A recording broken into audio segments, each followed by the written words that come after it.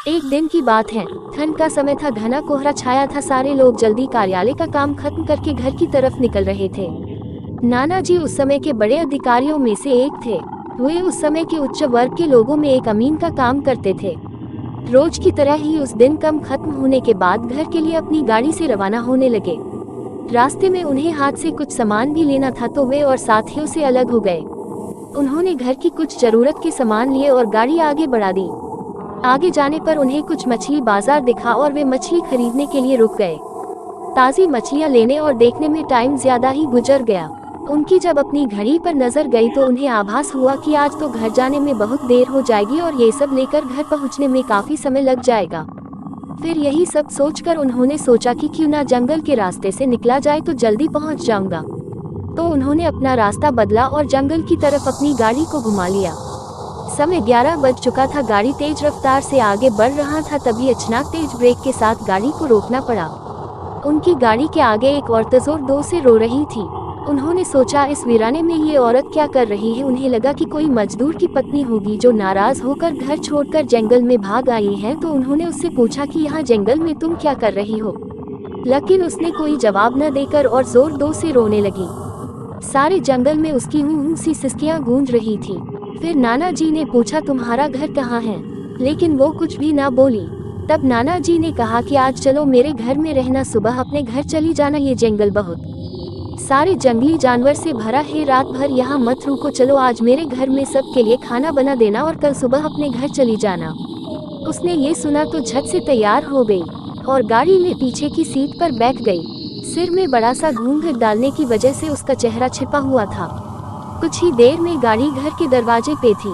घर के लोग कब से उनकी राह देख रहे थे। गाड़ी रुकते ही पापा ने पूछा, आज तो बहुत देर हो गई और सारे लोग आ भी चुके हैं। तब उन्होंने सारी बातें अपनी माँ को बताई और कहा कि आज खाना इससे बनवा लो, कल सुबह ये अपने घर चली जाएगी। इतनी रात को बेचारी जंगल में कहाँ भटकती, इसलिए मैं ले आया। पर पापा को कुछ संदेह हो रहा था कि कहीं चोर तो नहीं है, रात को सोने के बाद या खाना बनाते समय कहीं घर के सामान ही चुरा कर न ले जाए। पर बेटे की बात को कैसे माना करती।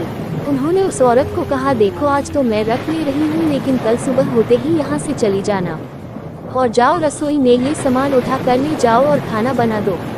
उसने फिर से जवाब नहीं दिया, बस हूँ की आवाज़ बाहर आई और वो सारा सामान लेकर माँ के पीछे बहुत दूर चल दी।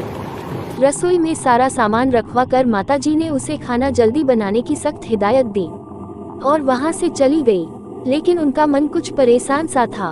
फिर 10 मिनट में रसोई में उसे देखने चली गई कि वो क्या कर रही है और उसका चेहरा भी देखना चाहती थी। लेकिन वहां पहुंची तो देखा कि वो मछलियों का थैला निकल रही थी।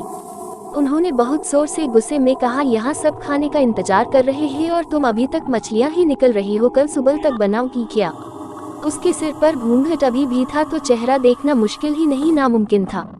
उन्होंने उससे कहा, तुम जल्दी से खाने की तैयारी करो, मैं आग सुलगा देती हूँ, काम जल्दी हो जाएगा। और वे जल्दी से चूल्हा जलाने की तैयारियां करने लगी। लेकिन साथ ही वो उसका चेहरा देखने की भी कोशिश कर रही थी। लेकिन वो जितना देखने की कोशिश करती वो और पल्लू खींच लेती। अंत में हार कर वे बोली, देखो मैंने आग सुलगा दी है, अब आगे सारा काम कर लो, कुछ जरूरत हो तो बुला लेना। लेकिन वो फिर कुछ नहीं बोली।